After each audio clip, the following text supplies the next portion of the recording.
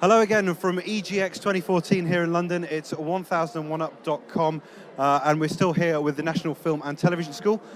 Today, or now, I'm with Jon, who's with me, and we're going to talk about his game Hindsight, which you can see playing in the background. So, Jon, tell us a bit about the game. Okay, so Hindsight is, well, I've described it sort of like a surreal photography game. It's basically an exploration game with puzzles, and you kind of just kind of take in this atmosphere and take lots of photographs. And the photographs themselves become like a very core mechanic, a way of manipulating and exploring the world. Like, essentially, kind of, it's a double screen game. So, kind of, you use a tablet to control it, as like takes place in the real world. And then on the second screen, the main screen, is like this world of the memory of the mind, and you kind of go back and forth between the two, and sort of serves as a memory doctor to try and piece back together these broken memories. Oh, fantastic! And what part of the game are you most proud of? For me, the big thing I'm always into in games is like the interactivity, the gameplay, and the mechanics. Like, that's kind of the core thing for me. Is like, if a game looks ugly, it's fine, but if the mechanics aren't there, I'm just not interested. And so for me, it's having that camera's mechanic is really, really kind of core to me. That's the thing I'm most proud of, basically. It's like kind of, so as you might be able to see behind here, there's a few really interesting mechanics we have. So every single photograph you take, you can then travel back to. So kind of as you go around the world and you explore and you find interesting things, you can essentially create your own dynamic checkpoints just by photographing the world.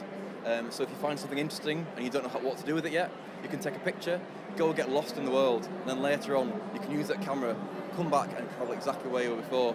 And it also kind of builds up as like a puzzle mechanic, so if you need to do things in quick succession in a quick amount of time, like you can like take pictures and jump around between them, and kind of, I think it works.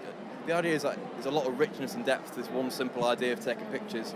And as I say, there's other things you can do as well, like as we're about to see here, you can use it to kind of capture and pull things from the world and push things back in other places of the world to kind of basically help manipulate your environment, and kind of that for me is like what all the game's all about. It's kind of that. No, it's brilliant, and it's very kind of innovative, and that mechanic is quite distinctive.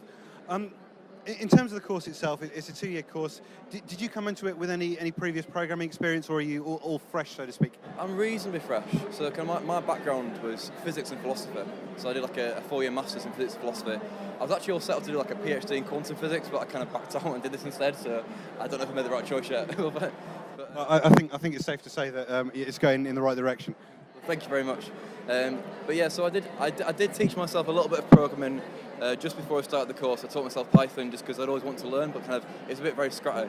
But for the most part, I came quite fresh and kind of just went from the ground up running and just kind of took in as much as I could, So I think you just got to try. You just got to try and you learn. You learn by doing. That's kind of.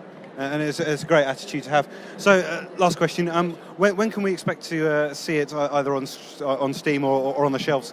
Hopefully next year sometime. Like I'm aiming to kind of have a version complete kind of for 2015. Obviously, I've got my grad show coming up at the end of February next year, so I'll have something then.